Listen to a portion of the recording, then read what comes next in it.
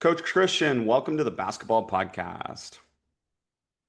Thank you, Chris. Pleasure to be on, man. I'm excited. I've seen a ton of these, and what an unbelievable job you do. And so just excited to be part of it. Excited to have you finally. Of course, we have some common connections and your name keeps coming up, so long overdue to have you on. But most importantly, you're back in coaching after 2 years off at Kent State there, Coach. So what brought you back? I think a lot of people think I'm probably crazy, but I just love coaching and teaching. I could do this type of stuff all day long. I love talking to coaches. I love being part of it. I love thinking about the game, putting things together. And I told my wife if I was going to get back in, I'm going to take a real difficult job, which I did, and try to make the best of it, give them something they can remember. So it's been unbelievable. I've enjoyed every minute of it. Rob Senderoff's one of my best friends, and he calls me every day. He says it's a big head scratcher what the heck I'm doing every day. But I love it. I just a lifer in this. I just love coaching and teaching and being around it. The game loves you too. Great to have you back as a head coach. And this is your mode of operations a little bit is to take some difficult jobs, and you've certainly done that over the last kind of few coaching jobs that you've taken. Maybe talk to us about that a little bit and help the audience understand some of the challenges in taking some of these difficult jobs. I think as a young coach, I think I knew that I was probably not going to get an opportunity as a head coach unless I took some challenging situations. Obviously, I started off in a great situation at Kent State following Gary Waters and Stan Heath, and such a great program, and it's such a great program even now. And the pride I take of being part of that and seeing where it grows with Rob Senderoff and all the former players we have had that are coaching now. I think there's probably 10 or 11 of them that Division I coaches from that one program. It's crazy. But then just you just make career decisions. You connect with people and just say, man, I know this is going to be tough, but you want to just challenge yourself, and it doesn't always work, but there's always moments in there where, hey, man, we're getting this, and it's always pivotal things that turn it around and just makes you think about the game differently and how you got to approach it if you're overmatched, if they have better talent than you. When I was at Boston College, it was like a tough one every night. You know what I mean? Okay, how are we gonna stay in? How are we gonna stay in this game? And it just your game just evolves, and you have good people around you. And I was fortunate as Billy Wazinski, who was with me 14 years at four different schools. And so it's when you have people like that, the days are better because people like that never have a bad day. And he's made my life better in so many ways too. We've had some great conversations over the years, and I feel very connected to you because of him. And this is cool, Coach. When I suggested this, you suggested, hey, why don't I do some video? And it connected with you a little bit because the TJ Saint podcast obviously connected with you, and you just thought it a little bit easier to be able to talk through Canisius Well, yeah, basketball and your philosophy. I thought it was easier to do it this way because this is how to our team. So at our level, I have 11 new players every year. So it's good and bad. Like it's really good because, okay, we get to kind of reinvent ourselves, think about what we did, think about how we want to teach this, take our things and go through it. And so I started with this, okay, what's in the DNA of our, and I'm just talking about offense. We have offensive one and defensive one, but in our offensive one, what I mean by DNA is these are the things, irregardless of what we run, irregardless of what style we play, these things have to be incremental into what we do. So it's got to incorporate everything that we do. And I'll go through them real fast. They're not complicated things. Everybody's probably got their version of it. So for us, it's okay. And I got this from TJ saying, and again, I've been doing this for 21 years as a head coach, and I love stealing great things, especially from great coaches at all levels, especially the NBA because of the terminology. They don't have a lot of stuff that we do every day. So they're thinking about simple terminologies, things to get effective. So I took his point 0.5 decisions, right? Everybody's got a version of it. I just like that 0.5 decisions. And what are you doing on those 0.5 decisions? Just like he said. So we took SGS. It's shoot, go, swing. And it's got to be in everything that we do. It doesn't make a difference what we run, but it has to do with doing that. And then obviously decisions that we make out of the point. So that was the first thing. The second thing was explaining to our players the importance of rim pressure. Okay. The difference between in the NBA, points in the paint, when the balls hit the paint, the points per possession is 1.24. These are the best players in the world. The points per possession, when it doesn't, is 1.01. Get our players to understand that, okay, we want 65% of our offensive possessions to get a paint touch. 65% of them, whether it be transition. I'm not putting in anything for our personnel that doesn't have a layup aspect to it or a drive aspect in space that we can get the ball to the front of the rim. Okay, so that was two. And then third was offensive rebounding. And I used Illinois with our team. You'll see the clips here in a minute because Illinois shot 31% last year from three. and they were, I think, probably 300, maybe around that number, but rebounded 43% of their missed threes. And I wanted to give our guys a formula for that. And I'm going to go through the things here so you can see it. So what I did was when I broke it down to our team, this is our SGS. And when I broke it down to our team, I didn't use NBA players. I used G League players because I wanted to point to our players to be, these are guys who are hungry to play in the NBA. You guys should be hungry to play. The guys if I show you NBA guys, they already know that. They're already in the NBA. These are guys who are ridiculously good college players, but now they're hungry to get in the NBA. If they can't play this way, they can't play in the NBA. Their dream ends. And for our guys, whether they're young guys and they want to play at a high level and make NIL money, or whether they're older fifth-year guys and they want to play in the G League or overseas, this has to be part of the way they approach the game. If you can't make decisions, in this case, it was quick shot ready, shoot the ball, you can't play. And then I would show our team from the summer, same situation, not making the play. Now, this is summer ball. We didn't have much practice, but I wanted to make the point. Look, you're competing with those guys. Your decision process is competing with those guys, right? Young man doesn't shoot it. Is that something you showed your team, coach, those two different clips? This is the exact presentation I showed my team. Okay. I explained our DNA. This is the first day. I explained our DNA. I showed us, and I used the summer as a huge evaluation tool. So I'm evaluating what you can do. So before I formulate what we run, I want to see who on my team, and I categorize them probably in two categories, right? There are some guys that they can create their own advantage. I just got to put them creatively in space where they can use the things that they do better than most naturally. But then there's some guys you've got to create advantage for them, and you need both. So I'm thinking about all of that as I put our stuff in. And just to narrate it a little bit, if you're listening to the podcast, Coach showed a clip of a player in the G League catching it and playing in 0.5, and one of his players catching it and pausing, not playing in 0.5. And I've shrunk it. There was a lot of them. It was probably 2 G League to 5 of us because it was the summer. And then obviously the second one is catch and goes. It's just catch and goes. A lot of guys use the term stampede, catch and go on the break. And then I would try to find our practice, same situation. The guy in the same, we play opposite, just like you love to do, just like we love to do. And he's not attacking. And go back to that one, Coach, if you don't mind, because that's such a key part that I find. I've been fighting the good fight, hopefully, but with kind of trainer culture and players learning all these moves, right. The one move they really need to learn is the ability to be able to attack space in straight lines, right? And this is this example totally. Catch and go. We're doing everything we want here. This is an early opposite pass to the most athletic guy on our team, and he's putting the ball straight down, not going anywhere. So again, it's all the stuff that we want to do. So I'm showing them that. And I think kids like to see that. They like to see, okay, I got to do this. I got to make that. He holds it back. He's pulling it back out, which is what we don't want to do when we have an advantage situation. Can you reference just for us, how do you play pickup in the summer with them then, in terms of these examples we're seeing? Yeah, these are more like we get these summer practices. So it'll be like organized pickup. I'll put them in some situations or drill with an advantage or something like that where they have to do all this. And I could just see, okay, what type of field do we have as a group? And then really, I really want to know their skill set. So a lot of individual skill work, a lot of stuff. Because a lot of times when you're evaluating guys and they're on roster A, they may not be able to show you what they can do because their role might be a little bit different. And kids would come down to our level, they want a different role, and I got to see what they can do. And so for 21 years, whatever we've run, if you went back 21 years, you're not going to see much of the same stuff because our rosters aren't the same. And I don't want, hey, this is the way Jim Christian's teams, this is what they always run. If you're going to try to scout us this year, it's not going to help you to look at what we ran last year. It could, but some stuff will be in, but not. This is the second one, right? This is the quick swings and attack. Quick swings and attack. 0.5-second decision. Here's us, right? He doesn't quick swing it. We have a 2-on-1. We don't quick swing it. So I just wanted them to see that. And so what you find is after watching it, we go out there and do some of the drill work or stuff that we do, they get better at it. They get better at it because they know, okay, this is everybody. This is a DNA thing. Everybody's going to have to do it. And this is another TJ thing. I feel like I'm stealing all his stuff, so I apologize to him, but he should take it as a very he loves it. Yeah, don't worry, Coach. He loves it. He's grateful. Because I like the way he explained it. So it's all stuff that we've talked about, but we might have not used his terms.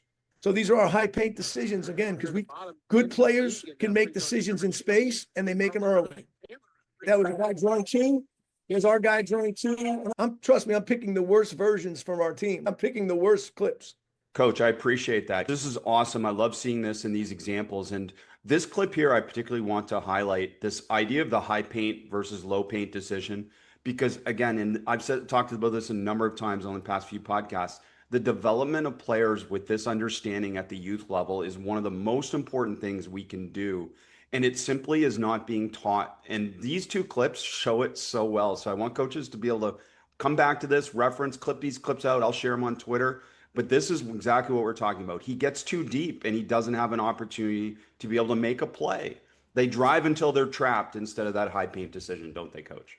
Yeah, I agree. I think and again, this is, so we do a lot of film work. So every day after practice, we film everything we do, every individual instruction, every practice, and they will get 4 or 5 clips from me every night. And a lot of them in the beginning are all decision clips.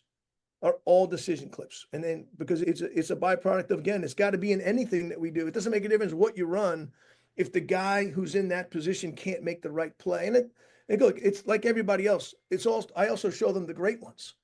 It's a balance. You need to learn from the bad ones and you need to show the best ones. And you can see here, great driver, but he just goes too deep and he's trying to split 3 guys, low paint decision as you called. And so now here's the rim pressure deals that we talk about. So like the stat that I already put up there, the 1.24 points in the paint. This is an area, this came a lot of it from, we were just bad at this last year. We just were bad at the roster makeup for this. So I wanted all our team to understand the importance of us getting the ball in the paint, making right plays on every possession. So this is a simple twist ball screen, which we do a lot of. And the guy just understands angles and how to finish inside off the paint. He just is aggressive. This is us coming off a twist ball, not a twist ball screen, but a get for us, which is a rescreen. He has a clear path to the basket right there to get to the rim. And he makes a nice play because we pop behind it and we play backwards, which is a good play, good quick swing. But I want our mentality to be, let's get the ball to the paint. Let's get the ball to the paint. So in that example, the player should have been confrontational, to use another TJ Say phrase. Confrontational, that's right. He should have been to drive through them and not around them. Nobody had stopped him. Yeah. He should have gone through, and that should have probably been a 3-point play opportunity, not a quick swing 3. Coach, this is another key part. I have no doubt you have to teach this a lot to them, is like the difference between being selfish and unselfish. And actually shooting it versus 2, shooting it versus 3, or driving deep is selfish. But scoring versus 1 is not selfish. So I think we use the term a lot as coaches of, hey, this guy really knows how to play. I'm not sure if we actually explain to the player what that actually means. We What don't. does a guy that knows how to play mean? Well, you really know how to play. To me, knowing how to play is the things that we just talked about. Knowing to make quick decisions and they're right. Understanding to be a play ahead of what the defense is doing. And I want our guys to understand, like, I want people to say when they go to the next stop, wherever that next stop is, that people are saying, hey, you really know how to play. And it's not, well, we ran good plays. It's, no, they knew how to play out of what we're doing, because that's the game. At some level, if you can't do those things, your career ends. At some level, on whatever level it is, whether it be high school, whether it be college, whether it be trying to be a professional basketball player overseas or wherever, if you can't play like that with other guys, your career is over. And I think that's the messaging that goes with it, because that's how I view my job. I view my job as I'm trying to make them pros in whatever level they could be a pro. But by doing that, we'll all get better. But we have to play the right way, because that's what they're being judged on, not the points per game or rebounds per game or all that. So then the last part of it, and again, was talking about Illinois, in term that we use are these 2-second wars. And I'll show you what I'm talking about. And I love the way they approach it at Illinois. I think he's obviously a phenomenal coach, but the way they approach it, to me, without having a conversation, is the war would be right now. The war would be right now. When the ball is in air, who stops playing and who is really competing? And then we want to identify with our team, where are we crashing from? I've never believed we're going to crash from 2, 3, 4, and 5. I'm going to live on offense when we shoot a 3, that 70% of the balls are going to be missed to the middle of the floor or the weak side. So I don't really care what number you are. If you're located in those spots, you're crashing. If you're on the strong side, if the ball's shot from that slot, and number 22 here, he would be our safety, because you're least likely to get that rebound from the strong side corner. Least likely. Most likely weak side corner, middle, or weak side slot or top. And you can see this 2-second war, Illinois is winning all of these battles. They're winning all of these battles, and I wanted our guys to do that. So then, again, I showed us from the summer, we have a 3-point shot. We have 2 crashers on the weak side, and one is signaling 3 for his teammate. We don't need signaling 3. We need you to crash. Yeah. And so it's just, again, these are summer clips, right? So this is the beginning of it. Keep it here, coach. Let's talk about then. What would be the ideal situation right now in terms of your floor balance, your transition Right. defense, So and your right offensive now, rebound? we're a little bit unbalanced. But the lower guy would go get it. The deepest corner guy would be getting back. And these 2 guys would be all out crashers. And I'm going to show you a drill that we do that'll explain it a little bit better to everybody, because that'll be the next part of this, is that the way we do it. Okay, so we have these philosophies, these DNA things. And now I wanted our drills. When we started in the second day of class, we started our little small groups. The only drills I wanted to do emphasize our offensive DNA. So if the drill had nothing to do with one of those 3 things, what am I doing it for? I want them to fully get this. And these are the drills that'll emphasize it. Some of them are yours. Some of the stuff I've seen from other people, but we will do a lot of these 3-on-2 decisions, right? So I don't want to just do shooting drills. I want shooting drills off decision. So we'll have 2 defenders, coaches, managers. We don't have a lot of staff here, so everybody has to help out. And we'll drive it and make a high paint decision, and then we'll have to make a second decision. So we'll have the defensive guys bluff at the guy and go back to the corner sometimes. Sometimes he'll come fully rotate, and you got to make the one more, and you have to read the play. And we'll do a million of these. Off any action that we run, there's going to be a decision. Coach, this is awesome. It's the best way to stimulate decisions. It's the best way to develop passing, obviously dribble drive decisions, all the different things that come with what you're emphasizing here. Now, just frame it for us. There's 2 managers or coaches on defense. Defensive guys would be the guy guarding the ball, and one walk on who's going to play either one. He can sometimes bluff and play the corner guy. So that means you better be ready to shoot and shoot it. Or he's going to come fully rotating, get the wing, the high slot, and now you got to make the one more. And then the constraint to start with is they must drive and kick off the high. Must drive right. There's usually a 3rd defender. You go by him, must drive, and then the gap defender would come get you, and then you read the play. And we do a ton of them. I just put a couple on here. This is just middle drive, one more, if he does it. And it's a great way to get shots, game decisions. We'll do it off the go screen, everybody. So we'll go to both ends. And I don't care what position you play, we're going to go screen into a decision, go screen into a decision. And so we can see the go screen coming right here. That's our center. And here comes the same play read, right? And then the shots we take are shot ready game shots. This is not scripted, coaches. It depends on the read of the defender, what the defender does, where the advantage is. You're reading the defense. The defense sometimes the defense will sometimes come, sometimes not come. You're reading it. Sometimes you drive it, like whatever it is, we're reading the defense. And if you go back to that for 1 second, coach, so we can talk about it a little bit more, because I want to talk about the beauty of what you figured out with this drill when you've adopted and adapted it. And that is the fact that it doesn't need to be run from the same spots the same way every time. Different actions can trigger, different things can happen, and different spacing needs to always happen.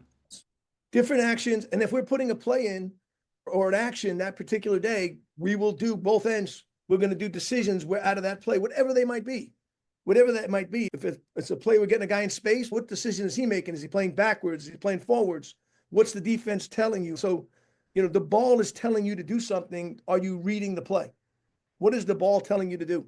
Offensively, especially. I love it, coach. And this is the foundation. You have so much of this development. Play, one more. And again, the shot is more of a game shot. So I told you we'll run some twist ball screen action. So we will break this down a couple different ways. That's a big read, right? Got to land on 2. Where's your read? Feel pressure, kick corner. Or sometimes there's no pressure, pogo layup. We don't ever let them dunk it. You never dunk, you get into the game. So it's either pogo layup or kick corner off the twist. But we're also working on the screening angle, the timing of the screen. So we'll guard the guard. So we're just working on screening his hip pocket. We call it hot stove. I've heard that might be a TJ too, where you hot stove it into the window. And then we will change the coverages. Are they switching? We're going to play what we do off the switch. Are they up to touch and trapping? Now you're slipping into the window. So there's a bunch of different things, but all of them require decisions. So we're constantly doing these are warm-up drills for us, right? These are warm-ups. One more question about that, coach, is literally because you task simplify it Instead of running the actions 3-on-0, you just add two defenders. There's still an advantage, and they still get to run the action clean that you want them to develop. And sometimes, so if it's a 4-man action, we'll go 4 versus 3. Sure. Sometimes we'll put, if it's a 5-man action, we may have, if the point guard is a heavy decision in that guy, point guard unguarded. So he has to see what's going on out here, where he's not worried about the pressure. And then we'll play 5. It's a build-up, right? So we'll do, for me, it would be put the action in, create the decision, and then I like incorporating everybody. So if it's an action, we may play 5-on-5-on-5 with 3 teams. So everybody's playing. I don't have 5 guys sitting on the side.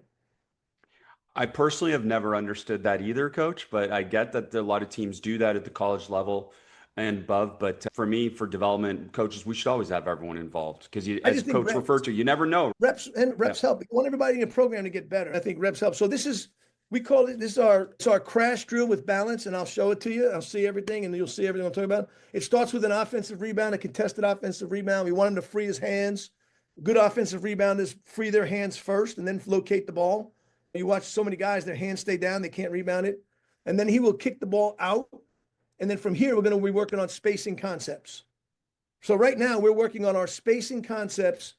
Okay, so this one is baseline drive. He's punching middle because he's opposite, right?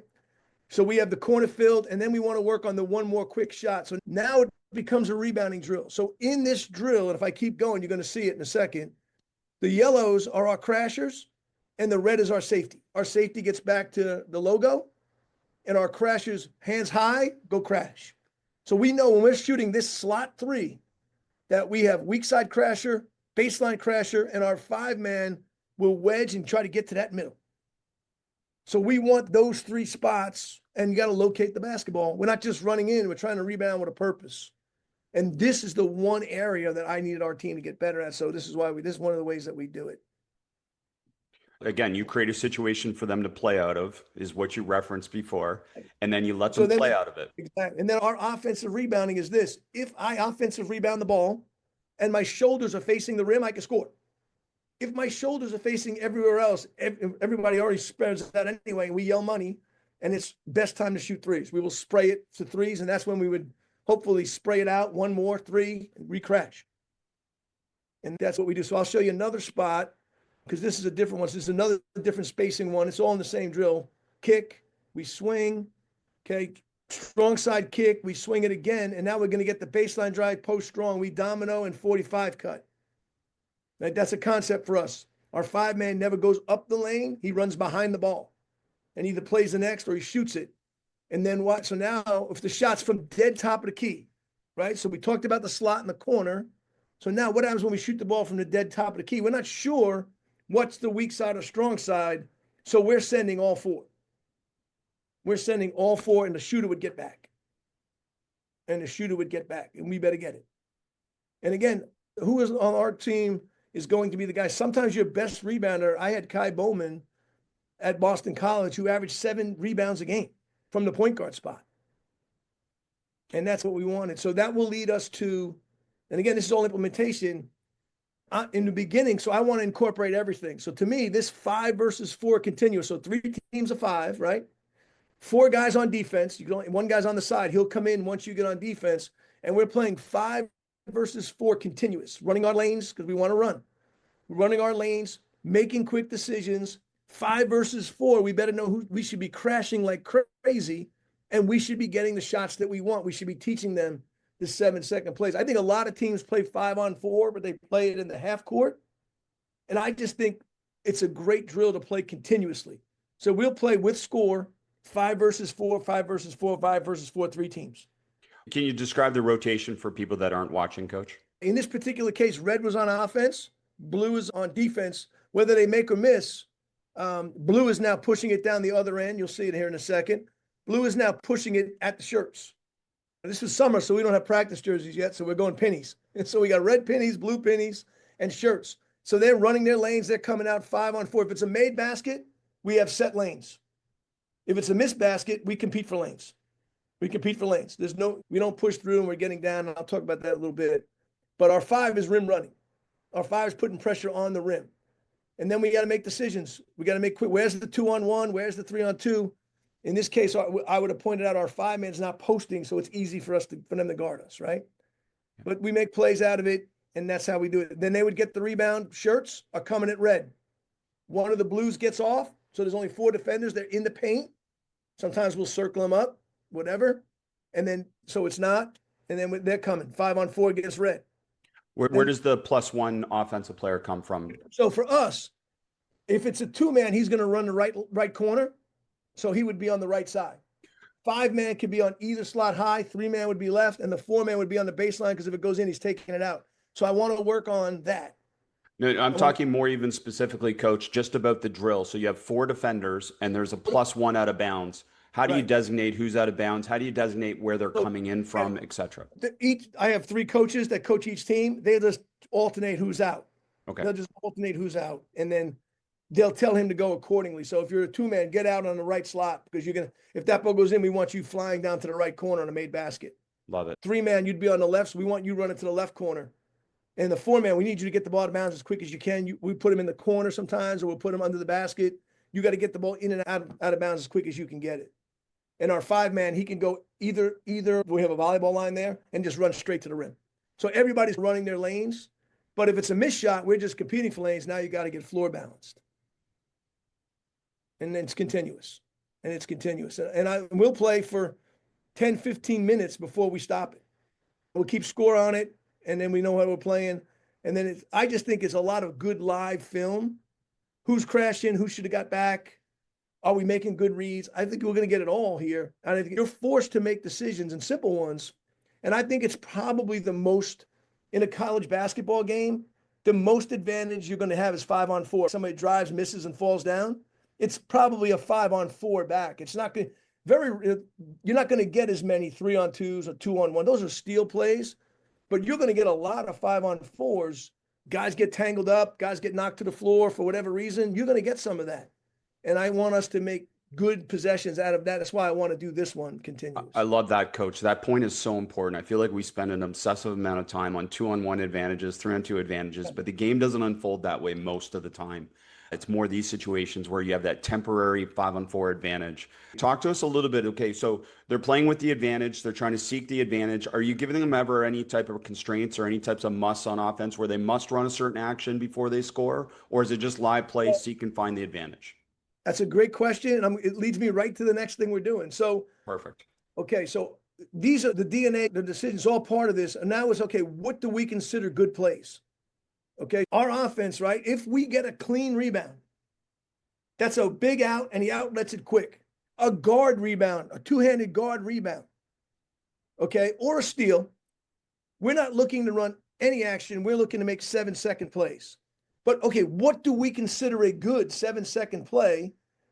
And here's a lot of things. I think a lot of guys, a lot of teams believe in that philosophy. We want to score in 7 seconds. And what we try to do is put drills in that show our players plays that we think are great plays for 7 seconds. And I'm going to show you that here in a minute. So we do a lot of these as early warm-ups. So for example, one of the things that we like, and I know you love this concept, is early opposite, one more, right? We call it early opposite. Everybody calls it playing the weak side of the floor. So we will do a 4-man, basically fast break drill to one side, and then watch what happens on the way back. So we're kicking the ball up ahead. That's a quick early kick ahead layup. Our 5-man always starts in the middle, right here. His job is to run and take it out. We have 2 cones on that side of the floor. So after he lays it in, the guy who cut through first, he's bottom cone. The guy who throws it, he's top cone. Our 5-man takes it out, and now we're off to the races weak side. So going down, it's always a kick ahead layup, get loose. One pass, kick ahead layup. Coming back, we're going to do a bunch of different things. I think you could teach anything you want in transition out of this drill. So for us, I don't care who's leading the break. All 4 lines are interchangeable, except for the post line, right? We are now going to start attacking. We want to cross the court and get this ball opposited, and that's a one more shot. And now we have crasher. Because we would love that. I would love that play in transition. Clean rebound, get it out, weak side floor, one more 3 from that corner. I feel like that's a high percentage 3. I also feel like it's an easy 3 to rebound. So that's Absolutely. something we would love in 7 seconds. We would love that play. So we're going to constantly do it. And then again, next group would be right after them, 4-man, and everybody's changing lines. So because everybody needs to, I don't know who's clean rebounding it. It could be anybody. 1, 2, 3, 4. We don't outlet the ball with the 4. The only guy that outlets in our team is the 5. So that's one thing we do. And I'm just going to show. So now the second thing we would love, if the ball is kicked strong side, up ahead, the only way you'd kick it strong side is if you're telling that guy to attack the basket. I'm trying to play the weak side, trying to cross the court, trying to get the ball reversed. If I'm throwing it up the strong side, we're trying to attack the rim. So our 5-man would stop his run and break off behind it or stop completely, and we would 45 cut the weak side trail. Does that make sense? And you see that one here. So there's the next drill. So here it is.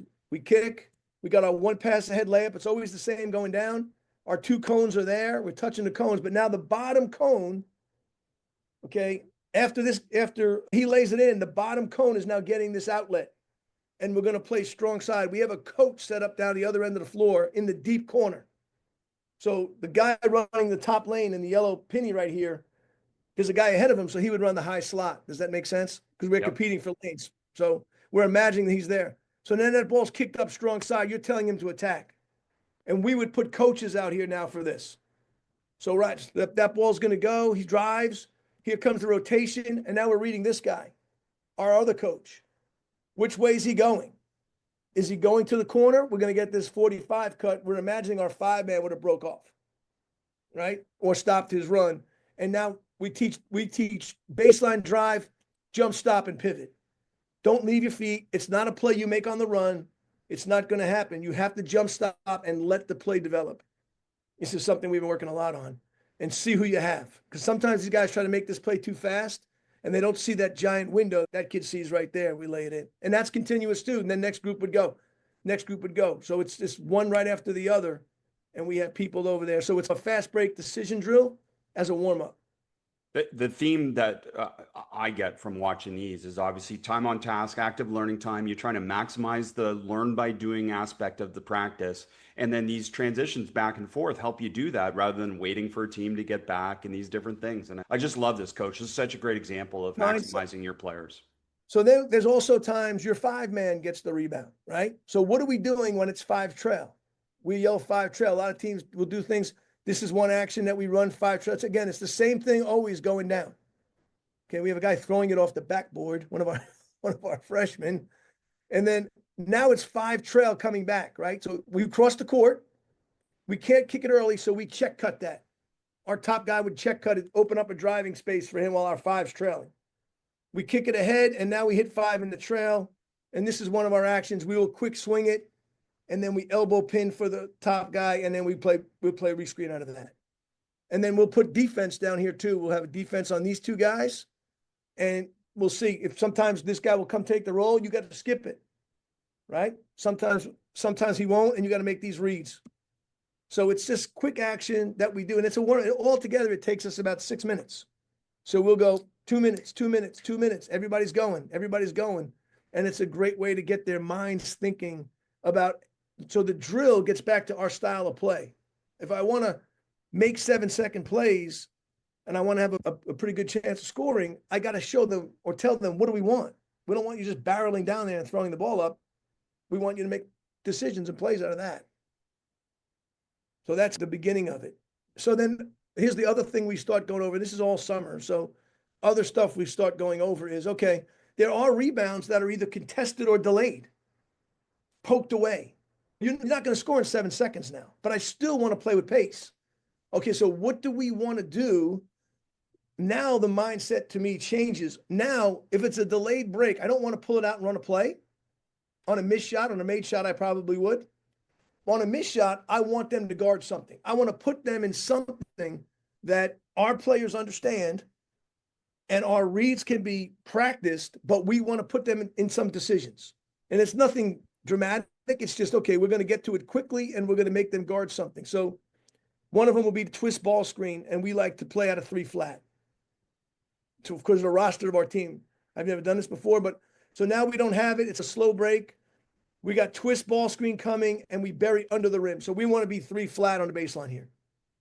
I want this defender guarding the twist ball screen guy. I don't want him to tell us we're going to push you left into a high slot. There is no slot.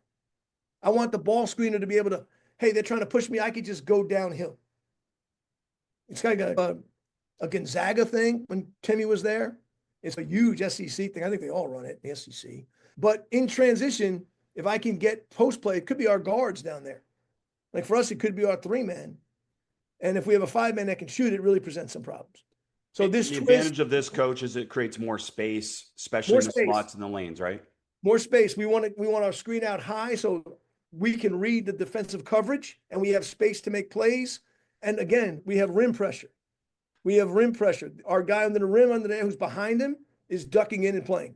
And we're trying to say that duck in. Let's talk about that because I see it on the video. Coaches, the player at the rim is not just staying in the dunker; they're ducking in as well. And the duck in seal on that creates more space. It's almost like a Gortat screen action, right, where they seal and maintain space. And again, it could be for us. It could be a 2-man. It could be a 3-man because we have our guards are more physical this year. It could be the 1. It could be because it doesn't make a difference for us.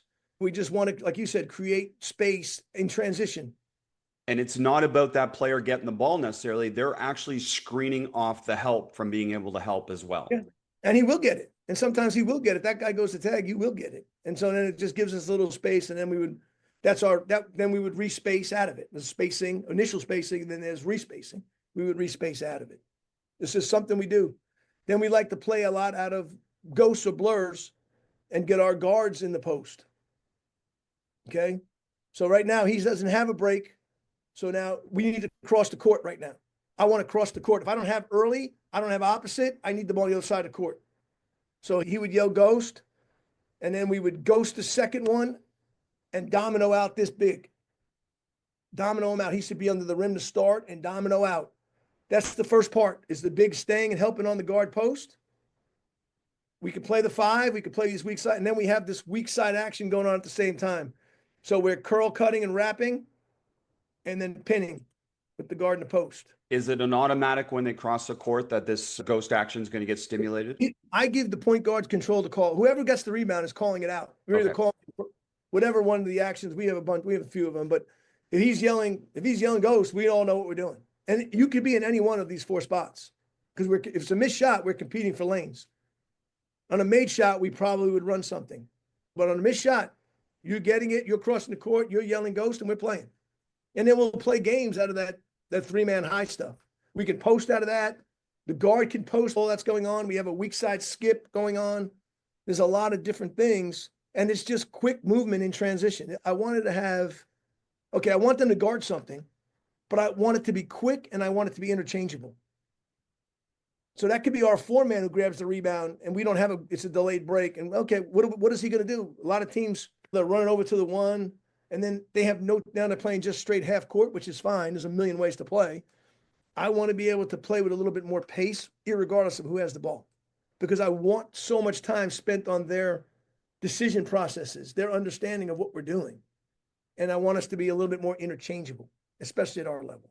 So it's not point guard dominated. It's not point guard dominated. All players are empowered and involved to be able to make decisions and to be able to take advantage of advantage. So I will tell you this.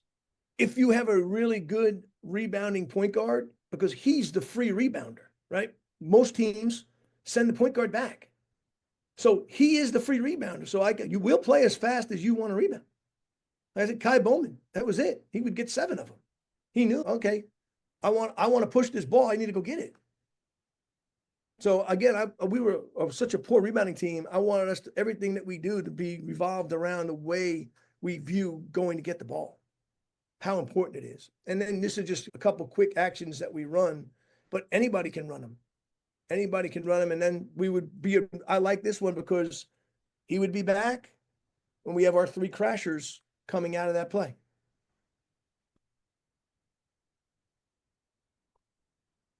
Okay, so then last thing I'm going to show you. I know I'm showing a lot of drills. No, Coach, keep going. We love this. Then I want to put it all together, right? Now you got to put it all together. Do they understand what's a clean rebound, what's a contested rebound, or a delayed break? What is it? How do you do it? So we do this drill called Florida rebounding. This is a Kent State drill that they do. And so we do Florida rebounding. A lot of people do war, but this is our version of it. So everybody touches the coach. and it becomes closeouts. The first guy closes out to the top slot. Second guy closes out to the corner. I have a ball in the basket. Third man closes out to the block. Fourth man gets there, and I'll throw it to somebody, and they have to shoot it. All right, so now it starts the beginning of our transition defense. This one is wrong. The guy in the top slot should be going back. That's a strong side corner three. You're least likely to get it. We're more likely to get it from one of those three. Go back. That's our safety. But now we're judging, okay, is it a clean rebound by a guard? That means we should be making 7-second plays. We should be sprinting our lanes, making a play. Or is it a delayed rebound? Now we should be running one of our actions. So it's a live drill.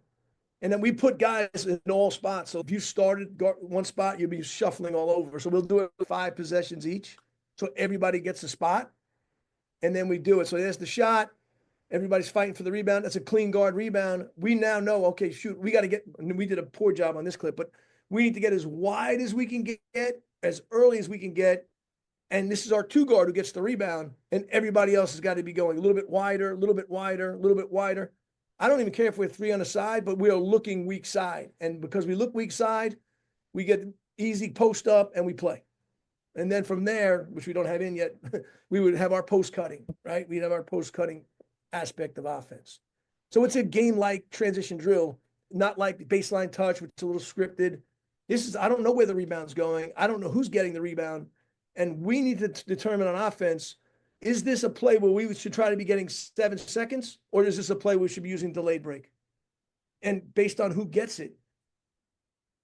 I love it, Coach, because essentially you're taking what was traditionally, say, this kind of scripted or this is half-court drill, and you're basically saying we're drilled to live. There's a component that you can emphasize rebounding, but then we're playing live, and it's beautiful. And I can throw it to anybody. So the shot's coming from anywhere. So you have to identify, I'm opposite. I'm crashing. I'm the point guard. I'm still crashing here. So that's why we do it, is because I can spray the ball to anybody. Because in a game, you don't know where the shot's coming from. A lot of teams do the war drill, which is amazing. It's a Michigan State staple, and that's why they're one of the best rebounding teams in the history of the game. But it's always like the coach shooting the ball in the middle of the court. That's not always the case. We're not a great rebounding team. So they are. I need our guys to understand when and how to go get it, offensively and defensively. So if I'm on defense and I know I'm on the weak side, I better crack. I better go get this ball. And I think I'm trying to get the mindset first, and then keep working on the toughness and the grind out of rebounding. So I think that's why I think this drill works for us. And I think they actually like it. They don't like running around in circles, closing out to a million guys, but they like the action part. So they like to play live. They know they'll do the drill because they know they're going to play live. No question. So that's, in a nutshell, like kind of the philosophy and how we implement just that part of it. And I alluded to a little bit on made baskets. That's my job. We'll probably run a set at that point. We're not trying to make people guess on when you're getting back. We want to run something now. And that's where I have to be as creative as I can be in understanding our personnel and what they do well, and put them in as creative positions as I can. That's the fun for me. When you ask me why I got back, I love that part of it. I love stealing ideas from other people, putting it into something that we do, a concept I like, or something that I think is difficult to guard, and putting it into the personnel. Does it fit our personnel or not? I really love this action, but it really doesn't fit what we do. It's who on my team, okay, I love the way they got space for this guy, and that'd be perfect for one of our players. And that's how I will do it like that. I've done it like that for a long time. That's how I love to do it. And you just got to have players who buy into it. It's a lot of understanding here, but in reality, it's not. It's like everybody else that, you have to sell them on the way you play. You're giving them some structure, right? Some principles of play, but then you're letting them be conceptual out of that. So they have some structure, non-structure, and then they get a chance to play. And I imagine, again, like, especially you reference like new players come into your program every year, they're going to love this because to a certain extent, you're freeing some of them up as well, aren't you? From running structure to saying, hey, go be the best version of yourself. I think so. And I think that's what people say. People always ask when you're recruiting or whatever, how do you guys play? These are the DNA. If you can't do the DNA, if you can't make decisions, if you can't understand the importance of putting pressure on the rim, and you don't want to go to the offensive board, it doesn't make a difference how we play. because those things have to be involved in everything that we do. And that's why I wanted the early drills to just be like that. Let's build this first and let them know, hey, this is what you're being judged on. You're being judged on this, not whether or not you made the shot, but did you make the right play for us? Do we consider that a good play? And I think if we do that, then everybody will slowly get better and give us at least an opportunity. Talk to us about not overcoaching, because one of the values of playing this way and practicing this way is that you're not overcoaching it to a certain extent, but they still have guidelines to be able to play. I think you got to, I think all coaches struggle with it, and I struggle with it, of you have to let them play through some things. I think you can't stop. I try not to stop the middle of a play because there's also times, this is a Billy Wazinski term, we love it. There's also possessions that have to be trashed to treasure. You might have done 3 things wrong in that possession, and I could have stopped it as the coach 3 times, but somebody made some good play at the end and we got a great shot or scored. It's not always going to be perfect. So I'm getting better at it, stopping the urge of stopping the play the minute I see something wrong and correcting it after the fact and let the play continue. Let the play, because I think that's what's going to happen in the game a little bit too, right? I can't stop it. So they're going to have to figure it out. And I might have to tell somebody on the way down, hey, whatever, you know what I mean? Like you're missing the read, or that was a one more. But the game doesn't stop. And I'm trying to coach that way. The other one thing I picked up that I really is we'll have specific huddles, 30-second huddles, players only. Coach, one of my assistant coaches can sit in there, he can't say anything. And they'll have 30 seconds in between. So if we're playing Florida rebound after 3 possessions, 30-second huddle, get your team together, fix whatever you need to fix as a group, and let's go back at it again. Because again, when you have so many new players, I need to figure out who the voices are. What are they saying? Are they understanding it? And it just gives them a little more camaraderie, a little more ownership of kind of what we're doing. I think that's another way to handle overcoaching, is let them coach sometimes. I love that, Coach. Can you talk about that a little bit more and connect it for us? Just because I think this is one of the most important things you can do as a coach, and it doesn't take away from intensity. It actually helps build it, right? Because players feel more invested and involved. I think you're right. I think it's sometimes you got to let them, you got to let them handle it, and you got to let them figure out, okay, hey man, I'm open on this role. You got to look at me. They're trapping you. I think to me, there's a term I use with our players all the time now, is everybody wants their players to talk, right? We're all yelling, talk, communicate, talk. I don't ever use it. Communicate with your teammates, talk to your teammates. So if I'm on defense and I'm in the gap, you have to use his name. I'm in the gap, Chris. I'm in the gap, Chris. You're not talking to talk. You're talking to a teammate. So same thing, that's what should happen in those little huddles. And we all know that young players, that communicating is not easy for them. It's not easy for any young player that we're in a world that lives on their phones, but give them that 30 seconds, give them that 30-second huddle. Let's see if they can fix it, because they're going to have to do that during the game. We are constantly, all of us are yelling, huddle up, huddle up. What are they saying? Have they ever huddled up? And they're getting to practice it, right? Yeah, practice it. Practice it. Somebody will say something. It could be wrong. I don't even care. As long as we're saying something that's constructive basketball. So when I get my teams to huddle up like this, I just want to connect it a little bit for the audience. Sometimes I'll give them a very specific problem to discuss. Hey, we need to fix this specific thing. Come up with an idea. Boom. And then sometimes it'll be, hey, listen, we're going to be in this situation. Decide what you're going to do initially as the initial point of attack. So there's different ways to be able to get them to think somewhat like a coach, and in terms of trying to figure it out for each other. Or is there anything specific else that you do in those ways? I think you're right. I think it connects the way we play, because if I grab the rebound and it's a delayed break, I'm calling the action. I might be the 3-man. I'm calling the action. This is what I want. Some guys might want to ghost to get in the post. Some guys might want to come off a twist or elbow hit, whatever it is. I'm calling the action. So it's not just one guy. It's not just the point guard. And obviously we'll try to echo it. So whatever he calls, the other 4 guys have to call it. And so that's a big 5-on-0 concept for us. And a lot of people do it. It's great. It's a great concept. I could have asked the question at the end, and probably the answer would have been obvious, which is you just love coaching. You love basketball. Yeah, I love it. I love teaching it. I love being around it. I love players. I love players getting better, even through good or bad times. It's not, I'm into it now because I love it. I'm 61 years old, and I'm fortunate enough to be able to do this 21 years and still coach a team and still have the energy and enthusiasm every day, do these type of things. I could listen to these people talk and coach, and please, anybody that wants to reach out to me, I have all of our stuff on video. I'll send it to you. I love sharing anything that I have or somebody that might want, or talk basketball with anybody. I just love it. I've loved it my whole life, and I'm too old to change. And as my wife says, I don't have the ability to do anything else anyway. I might as well keep going.